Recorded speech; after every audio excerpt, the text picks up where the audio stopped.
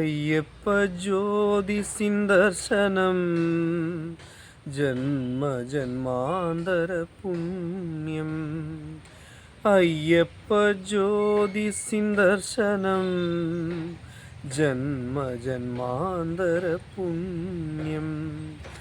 മകരജ്യോതി ദർശനം ജന്മം സാഫല്യമാകും സുദിനം.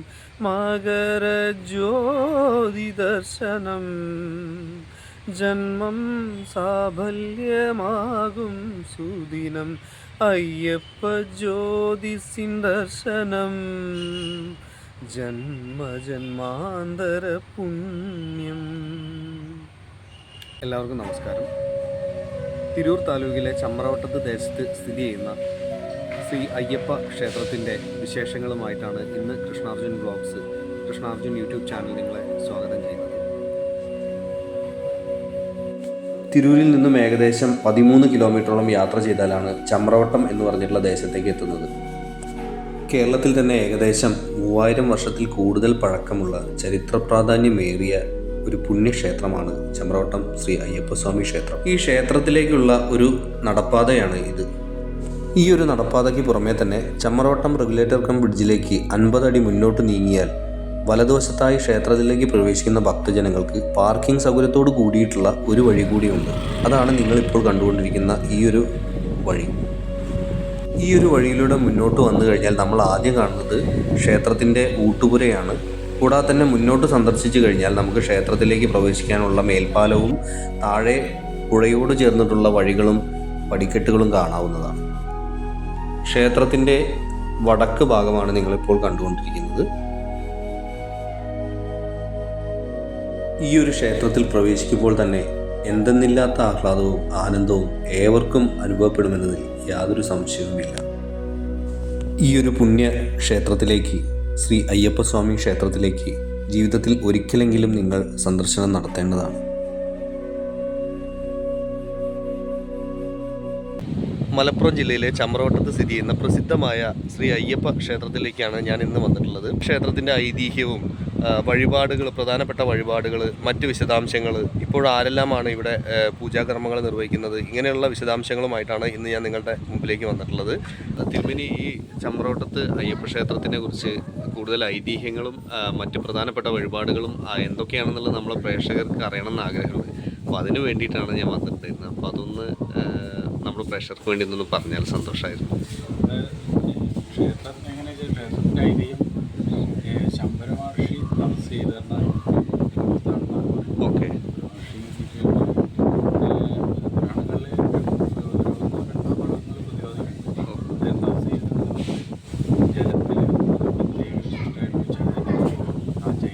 എന്താണെന്നറിയാൻ വേണ്ടിയിട്ട് അദ്ദേഹം വിവിധ മുക്തികൾ സങ്കല്പിച്ച് പ്രാർത്ഥിച്ച് വിളിച്ചു.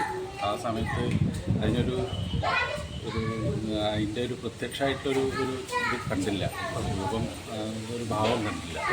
അവസാനം ശാസ്താവിനെ വെച്ച് പ്രാർത്ഥിച്ചപ്പോൾ ആ പ്രകാശം ഒരു ദിവ്യമായിട്ടുള്ളൊരു പ്രകാശം പോലെയാണ്. പുഴയുടെ വിലയും ബാധിച്ചു. അപ്പോൾ അത് ശാസ്താവാണെന്നുള്ള സങ്കല്പത്തിൽ ശങ്കരമഹർഷി പ്രാർത്ഥിച്ചിട്ടുള്ള കുട്ടികളൊക്കെ അവിടെ ദേവന്മാരായ ശിലകളായി കടലാണ്. 4-5 ശിലകളുടെ സങ്കല്പമായിട്ട് മണലിലാണ് സ്വന്തമായിട്ടുള്ള ശാസ്ത്രം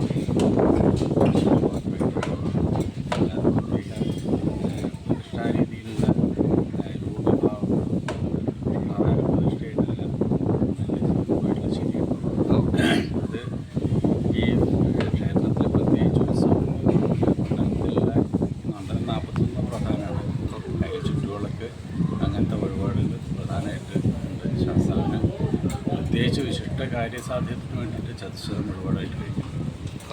പിന്നെ ആറാടുന്ന സമയത്ത് ക്ഷേത്രം എല്ലാ വർഷവും സാധാരണ ആറാട്ട് ഉണ്ടാവില്ല. അത് ഈ അതിവർഷം വരുമ്പോൾ ക്ഷേത്രത്തിനോട് വരികയും ആ സമയത്ത് ശമ്പളട്ടതായിട്ട് ആറാട്ടായിട്ട് കണക്കാക്കുന്നത്. അല്ലാതെ ഒരു ചടങ്ങിലാൽ ഉള്ള സാധാരണ ഉത്സവ ചടങ്ങ് പ്രകാരമുള്ള ഒരു ആറാട്ടായിട്ട് സാധാരണ ഉണ്ടാവില്ല. ഓക്കെ. അപ്പോൾ ആ ദിവസം ആ സമയം എത്ര ദിവസമൊക്കെ നമുക്ക് ആറാട്ടായിട്ടാണ്. ആ ആറാടി കഴിഞ്ഞ് കഴിഞ്ഞിട്ടുള്ള പ്രത്യേകിച്ച് പൂജ എന്ന് പറയുന്നത് സാധാരണ പൂജകളാണ്. അപ്പോൾ ഈ ആറാടി പ്രത്യേകിച്ച് വെള്ളത്തിൽ നമുക്ക് ഇങ്ങോട്ട് ചില സമയങ്ങളിൽ ഇങ്ങോട്ട് എത്തിപ്പെടാൻ പറ്റില്ല, വരാൻ പറ്റില്ല. തുണിയിൽ വന്നിട്ടാണ് ഇവിടെ ചെയ്യുന്നത്. 2018-19 ആ കാലഘട്ടത്തിൽ ആ ആറാടി സമയത്ത് ക്ഷേത്രത്തിൽ ഇങ്ങോട്ട് ഇങ്ങനെ വരാൻ പറ്റില്ല. ഓ ശരി. Okay okay. ആറാട്ട് കഴിഞ്ഞ് വെള്ളം ഇറങ്ങുമ്പോൾ ആ സമയത്ത് അട നിവേദിക്കലല്ലേ?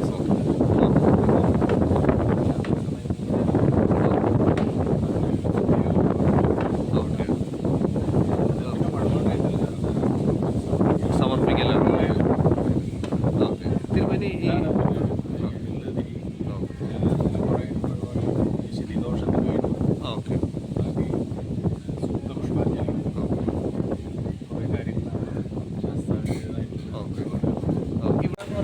ഇവിടെ ഒന്നാമത് ശബരിമലയും ഈ ചമ്രോട്ടും തമ്മിൽ എന്ന് പറയുമ്പോൾ പൊതുവായിട്ട് പറയുകയാണെങ്കിൽ ശരി പ്രത്യക്ഷത്തിൽ തന്നെ അതൊരു മലയുടെ മുകളിലാണ്. ഓക്കെ. ശാസ്താവ് ചമ്രോട്ടത്തെ ശാസ്താവ് വെച്ച പുഴയിലാണ്. അപ്പം നാളെ ഒരാൾ പറഞ്ഞ പോലെ ഇത് രണ്ട് വൈരുദ്ധ്യ രീതികളാണ്. അത് ഒന്ന് മറ്റേ നൈഷ്ഠ ബ്രഹ്മചര്യത്തിലാണ്, മറ്റേ ഗൃഹസ്ഥനായിട്ടാണ്. അതാണ് ഇതിൽ ഒരു പ്രത്യേകത. പ്രഭാസത്യനായിട്ടുള്ള ശാസ്താവായിട്ടാണ് ഇവിടെ ഇരിക്കുന്നത്. പക്ഷേ അത് പുഴയിൽ തന്നെ മണലിൻ്റെ മണൽ ആ ലെവലിലാണ് ഇരിക്കുന്നത്. പക്ഷേ ആ സമയത്ത് ഈ പ്രതിഷ്ഠകൾ മുഴുവൻ നമുക്ക് കാണില്ല, അത് സങ്കല്പങ്ങളുണ്ട്. ചില ശീലങ്ങൾ അവിടെ കാണാം. നേരെ കുറച്ച് ശബരിമലയിലതല്ല ബ്രഹ്മചര്യ രീതിയിലാണ്. അതിൻ്റേതായിട്ട് മണലിൻ്റെ ഇങ്ങനെ ഈ ഭാഗങ്ങളിലൊക്കെ അധികം മാലിടുക മലബാർ ഏരിയയിലെ പ്രധാന ക്ഷേത്രമാണ് ശ്രീ ചമ്രോട്ട അയ്യപ്പ ക്ഷേത്രം. ഗവർണറൊക്കെ മാലിടില്ല. അതല്ലേ, ഇവിടുന്നാണ് അധികം മാലിടുന്നത്. Okay okay. അങ്ങനെയുള്ള പ്രത്യേകതകൾ ഇത് തന്നെ നൂറ്റാണ്ടുകൾ പഴക്കം ഓ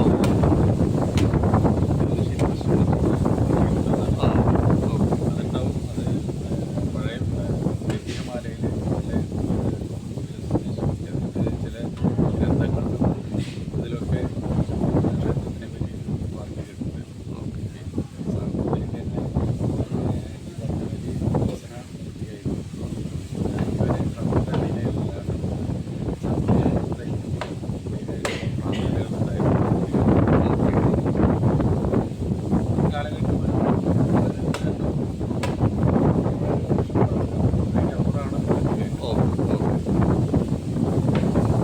ഏകദേശം 3000 വർഷം പഴക്കം അതിൻ്റെ അപ്പുറം ഉണ്ടാകുന്നതാണല്ലേ? Okay okay. അപ്പോൾ അത്രയും ചരിത്ര പ്രാധാന്യം ഉറങ്ങുന്ന ഒരു ക്ഷേത്രമാണ് ചമ്രോട്ടത്ത് അയ്യപ്പ ക്ഷേത്രം. ഓക്കെ. തിരുമേനി ഇവിടെ ക്ഷേത്രം മലബാർ ദേവസ്വം ബോർഡ് കയ്യിലാണ്. ഓക്കെ. അത് ഒരു 10-25 വർഷത്തിന് അപ്പുറമായിരുന്നതുകൊണ്ട് അതിൻ്റെ മുമ്പ് ക്ഷേത്ര ഊരാളെന്ന് പറയാൻ കുട്ടിശ്ശേരി മലക്കാരാണ്. അവർക്കാണ് ഇവിടുത്തെ ക്ഷേത്രത്തിൻ്റെ ഊരാളസ്ഥാനം. അതിൽ രാവിലത്തെ ഉഷപൂജ കഴിക്കൽ രാവിലത്തെ ഉഷപൂജ ക്ഷേത്ര ഊരാൾ തന്നെയാണ് കഴിക്കുന്നത്. അത് ഇതേവരെ ഒരു മാറ്റം കഴിക്കുക. അതുപോലെ പിന്നെ ക്ഷേത്രം തന്ത്രി എന്ന് പറയുന്നത് കഴിക്കല തെക്കേത്തെ മരിക്കേണ്ടതുണ്ട്. ഇപ്പോൾ ക്ഷേത്രം തന്ത്രി കഴിക്കുന്നത് തെക്കേത്തെ രാമനമ്പൂതിരി എന്ന് പറയും. ആയിക്കോട്ടെ. ഓക്കെ തിരുമേനി, നന്ദി, ഒരുപാട് നന്ദി. സന്തോഷം, പരിചയപ്പെട്ടില്ല, വളരെ സന്തോഷം. ശബരിമലയിലേക്ക് യാത്ര പോകുന്ന ഭക്തർ ഏതു ദിക്കിൽ നിന്നാണെങ്കിലും ഈ ഒരു ക്ഷേത്രത്തിൽ വന്ന് അനുഗ്രഹം നേടിയ ശേഷമാണ് യാത്ര തുടരാറുള്ളത്. ക്ഷേത്രത്തിലേക്ക് വരുന്ന എല്ലാ ഭക്തജനങ്ങൾക്കും ഭക്ഷണം കഴിക്കാനുള്ള ഒരു ഊട്ടുപുര ഈ ഒരു ക്ഷേത്രത്തിൻ്റെ വലതുവശത്തായിട്ട് സ്ഥിതി ചെയ്യുന്നുണ്ട്. ഈ ഒരു ഊട്ടുപുരയിലേക്ക് പ്രവേശിക്കുമ്പോൾ തന്നെ ഭഗവാന് പ്രസാദം ആദ്യം നേദിച്ച് അവിടെ വിളക്ക് കത്തിച്ച് വെച്ചിരിക്കുന്നത് തന്നെ കാണാം. അത് കഴിഞ്ഞ് അകത്തേക്ക് പോകുമ്പോൾ അവിടെ ഉപ്പുമാവും കൂടാതെ തന്നെ കാപ്പിയും നമുക്ക് നൽകുന്നതാണ്. പ്രഭാതത്തിലായാലും സന്ധ്യാസമയത്തെ ക്ഷേത്ര ദർശനവും മനസ്സിന് ഏറ്റവും സന്തോഷമേകുന്ന ഒരു കാര്യമാണ്. സന്ധ്യാസമയത്തെ ക്ഷേത്രത്തിൻ്റെ കാഴ്ചകളും ഈ ഒരു വീഡിയോയിൽ ഉൾപ്പെടുത്തുവാനായി ശ്രമിച്ചിട്ടുണ്ട്. അയ്യപ്പ ജ്യോതിസിൻ ദർശനം ജന്മജന്മാന്തര പുണ്യം. അയ്യപ്പ ജ്യോതിസിൻ ദർശനം ജന്മജന്മാന്തര പുണ്യം. മകര ജ്യോതി ദർശനം ജന്മം സാഫല്യമാകും സുദിനം.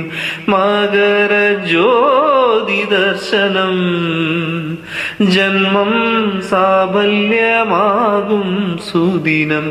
അയ്യപ്പ ജ്യോതിസിൻ ദർശനം ജന്മജന്മാന്തര പുണ്യം.